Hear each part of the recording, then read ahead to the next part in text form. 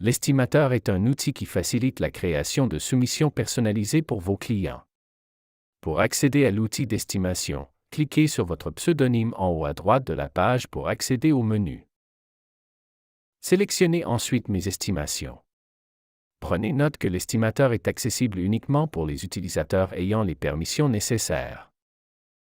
Sur cette page, vous verrez toutes les estimations que vous avez créées. Vous pouvez utiliser la barre de recherche pour trouver une estimation spécifique ou simplement parcourir la liste manuellement. Si vous avez besoin de consulter ou de modifier une estimation, il vous suffit de cliquer sur celle-ci pour accéder à ces informations détaillées. Si vous souhaitez créer un nouvel estimé, cliquez sur Nouveau sur le côté droit de la page. Vous pouvez maintenant ajouter le nom de cette estimation, ainsi que le nom du client et des informations générales. Notez que vous pourrez modifier ou ajouter des informations, si nécessaire. Une fois les champs remplis, cliquez sur Enregistrer ou Enregistrer et Nouveau pour enchaîner avec une nouvelle estimation. Après avoir créé votre nouvel estimé, vous serez dirigé vers la page de détail des estimations. Le premier onglet, appelé Détail de l'estimé, vous permet d'ajouter ou de modifier les informations générales. C'est également sur cet onglet que vous pourrez ajouter des éléments à l'estimé. Certaines de ces informations, à l'exception des montants et du nom de l'estimé, peuvent être héritées de vos préférences de l'estimateur lorsque celles-ci sont préconfigurées. La partie supérieure de la page affichera les informations générales, telles que le courriel du client, ses informations, les conditions et les commentaires que vous avez ajoutés. La moitié inférieure de la page vous montrera les éléments inclus dans l'estimation. La section des produits de l'estimateur indique les articles du catalogue qui sont inclus dans cet estimé. L'estimateur permet aussi l'ajout des coûts de main-d'œuvre et du nombre d'heures de travail que vous prévoyez pour ce projet.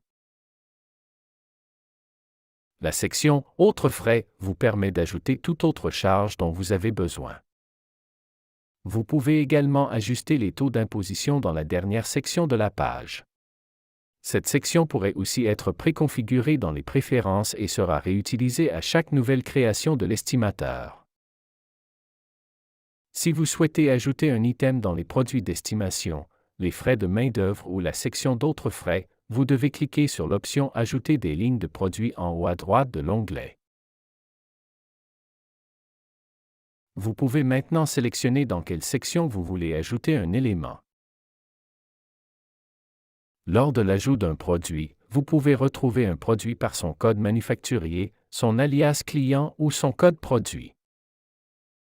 Une fois que vous avez entré les codes ou alias, cliquez sur Suivant. Un message de confirmation apparaîtra pour confirmer que l'article a été ajouté à l'estimation.